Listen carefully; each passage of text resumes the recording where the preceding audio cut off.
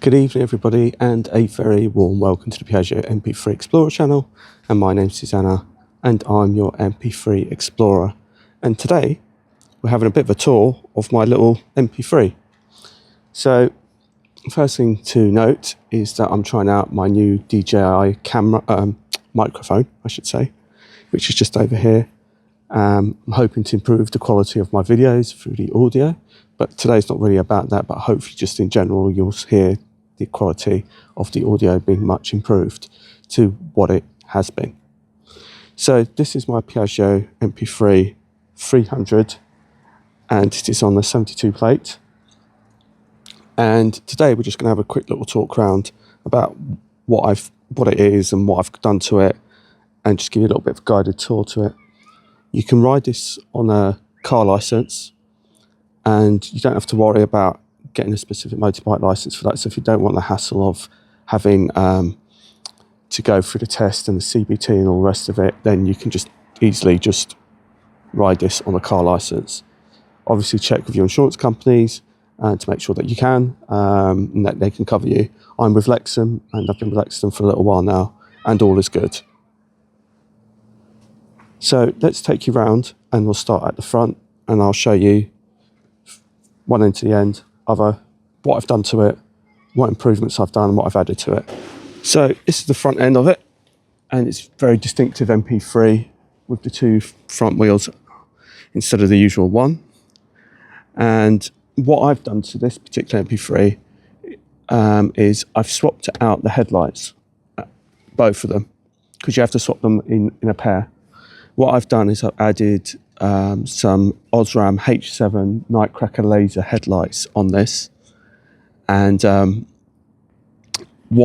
reason why I've done that is because I work late, and essentially the original headlights weren't really cutting the mustard late at night, going through the dark single carriageways through the countryside, and I wanted something that will give me a much brighter view of the road ahead, so I can see oncoming obstacles, hopefully with more time.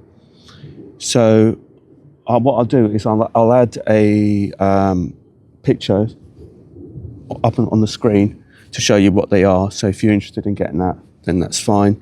So like I said, I've added that. I could have added LED versions, but the thing being with the LED versions is they needed a fan to keep them cool because they get very hot and they could potentially damage and melt the plastics around if they get too hot and the fans fail.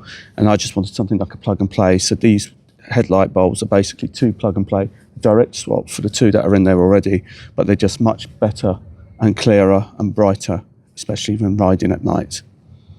The other thing I've added on the nose is this is the nose cam mount. I got this through, this mount has come through one of the cameras that I bought, and I've added it to the front here. It's just basically a sticky pad.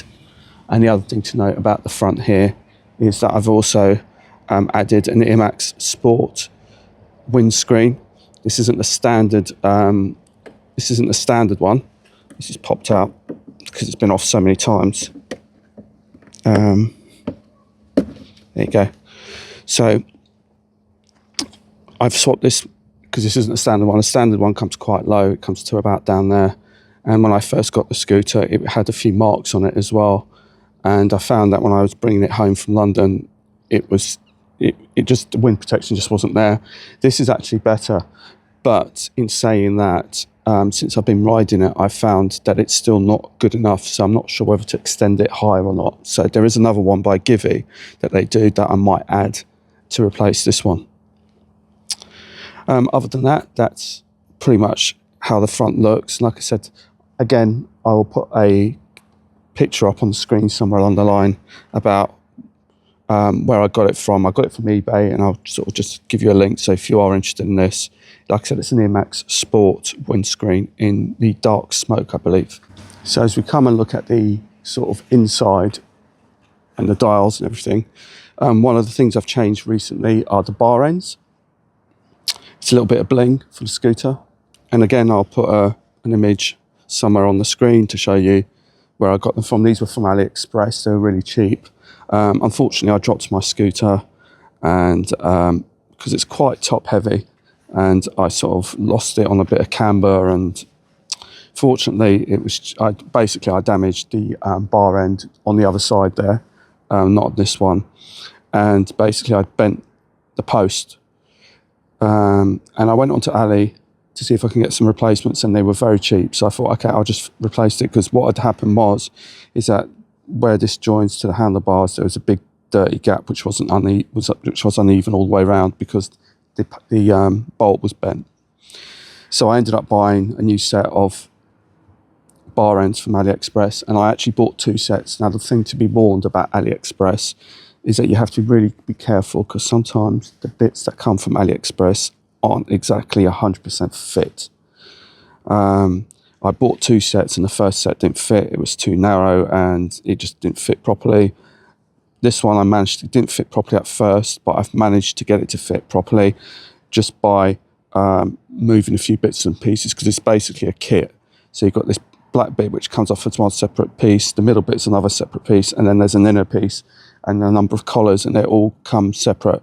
So by sort of manipulating it and swapping it about a bit, I've managed to be able to get them to fit. But be warned that if you do go and buy these things, they're not necessarily a perfect fit. I've had issues with this. The same goes for the bar. Somebody asked me about the bar for the scooter. So if I just zoom you onto that, again, that's another AliExpress job. Again, I'll put the information up on the screen of where I bought it from. But again, this had to be modified. It came with 2 of these bars, but again, I only needed 1 because it just wouldn't fit properly. So it's a bit, I would have liked to have had the 2, so it'd make it look even, but it just wouldn't fit. The other thing you have to bear in mind with this is that this has got the flip-up glove box, so I didn't obviously want to get tampered with this. And underneath is a USB port, so you can plug in and charge your things. I couldn't use the bolts that came with it because they weren't right either, so I've had to use different ones, and I think I've also had to bend this ever so slightly to make this fit. The problem is with a lot of these things, they're not made to fit correctly. They say it's universal fit, or they say it will fit, and it just doesn't always fit. I bought a set of pannier bags for this, and that said it was specifically for this bike, and it doesn't fit. So rather than go down the rabbit hole of trying to find another rack to try and see another bar, and go down that rabbit hole of buying another bar and seeing if that fits, and then maybe buying another bar, I decided just to modify this one to make it fit, and it fits really lovely. And I've got my sat nav, which I can add to that, or whatever you want to add to that. I could potentially add it on the mirror like a lot of people do. A lot of people sort of add bits and pieces on the mirror, but I don't particularly like that, because I find that when I'm sitting on it, I'm quite close. So this is just a little bit more further back, and also the windscreen being up so high sort of protects the sat nav that I have on here. So it's very good for the protection against the glare of the sun, and also from like the weather elements of it. Further back, you've got the seat compartment, which is on here. And obviously I've stored some stuff in here, whether it be today I went shopping, and it did carry all my shopping, 60 quid's worth of shopping. He managed to put that all in here, between here and the top box. And then again, the top box is, I did a video on it, on fitting this top box. I'm really pleased with it. And it does fit my helmet, as you can see. So my helmet's nicely tucked away over there. And so when I go somewhere and park the scooter up somewhere, I can just go wandering off and sort of have hands-free access to wherever I'm going without having to carry the helmet with me. It's done 8,500 miles, so it's due an oil change, which I'm going to do on it soon. It's already had a CVT belt change at 6. And I think round the back here it looks really nice as well. I just think it looks pretty smart from here as well. And also you might be able to notice that I've got a little camera mount here. So again, I can have a rear camera added to this mount. So I found that this is a different bar support that you get from the original MP3 300. This is what came as a complete kit with the top box. And I find that because of the way that this is just a bar as opposed to what it was on here on the original ones, which is like some sort of mouldy thing, but you can't actually put anything around it because it isn't really a bar. This is much easier to attach things to. Down here we have the foot brake, which I use a lot. People do ask whether you use it, whether it's needed, but it is actually in this case needed. It's part of the license requirements that you have the foot brake, and it works really well, and I use it a lot. And I'm really, really pleased overall with the scooter. So this concludes the end of the tour of the video, and I hope you've enjoyed it. It's just a little walk around, show you what Yogi's all about. I enjoy riding it.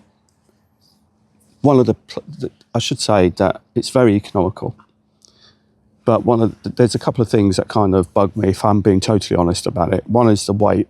I find it quite top heavy, so it is a bit, because of the fact it's quite narrow and top heavy, it is a bit, when it's parked and you try and don't park it on a slope or on a camber, it's really not going to be good for you, as I found out. Also, one of the other bugbears that I have with my scooter is, it has to be said, is the analog speedometer, because the outer ones are all in kilometres and the inner ones are the miles per hour. And even with good vision, it's still difficult to sometimes decipher what actual speed you're doing. So those are the two sort of bugbears that I have with it. But other than that, me and Yogi, we get on like a house on fire. So until the next time, my name's Susanna, and I'm your Piaggio MP3 Explorer. And we'll be testing out this mic on the road and see how we get on with the audio on the road, because that's why I bought it. So do bear with me and stick with me, and hopefully we'll get through all the glitches and everything, and we'll create some really great videos. So take care. Until next time. Bye-bye.